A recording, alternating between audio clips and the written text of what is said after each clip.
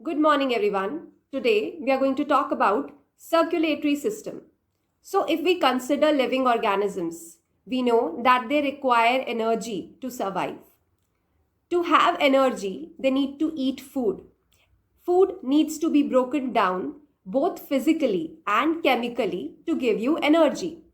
We know that the process of breakdown of food requires oxygen to be there through the process of oxidation. This oxygen, along with the food, needs to be supplied to each and every cell of our body to give us energy. When this process of respiration will occur in each cell of your body, waste products are going to be generated. Waste products like carbon dioxide needs to be thrown out of the body. Also, to fight infections, we have our defense system in place. This defense system that has antibodies, they need to be circulated throughout the body to keep a watch. We have so many biochemical and biosynthetic processes happening in our body. We have chemical messengers in place to help these processes. We call these chemical messengers as hormones, which need to be circulated.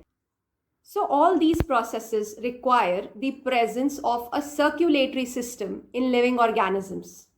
This consists of a transporting fluid called blood, a pumping organ, heart, and a pipeline network consisting of blood vessels which are going to transport various materials throughout our body.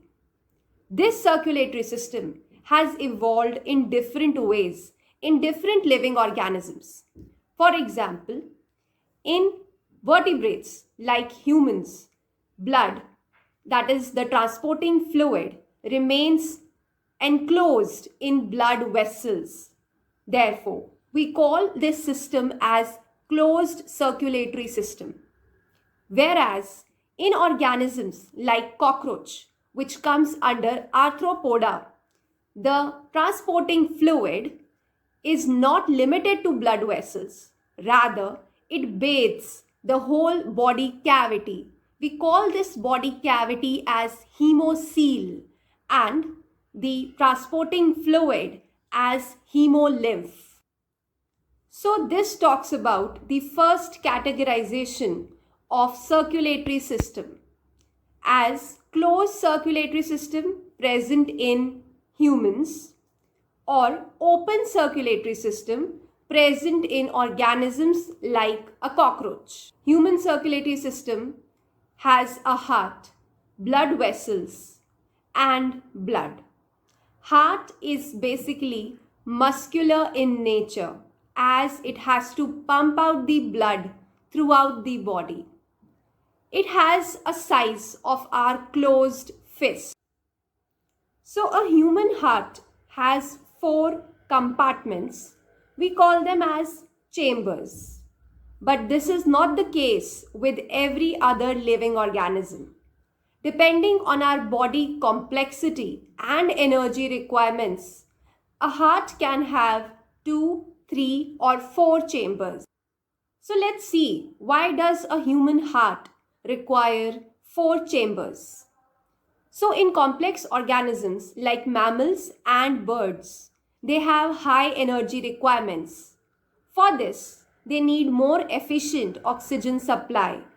To fulfill this, we need to keep the oxygenated and deoxygenated blood separate in their heart. That's why they have 4-chambered heart that consists of 2 auricles and 2 ventricles. Auricles are the chambers which receive blood and ventricles pump them out to the body. There is 1 auricle and 1 ventricle on right side and 1 auricle, 1 ventricle on left side. The right and left sides of human heart are separated by a wall called septum. The blood vessels which carry oxygenated blood are called arteries, except pulmonary artery that we are going to see later. And the blood vessels which carry deoxygenated blood are called veins. Capillaries are tiny blood vessels which form a network and facilitate the exchange of materials between the cell and the blood. If we talk about the circulation in human heart, the right side of the human heart deals with deoxygenated blood. Right auricle receives deoxygenated blood from the body through a bigger vein called vena cava.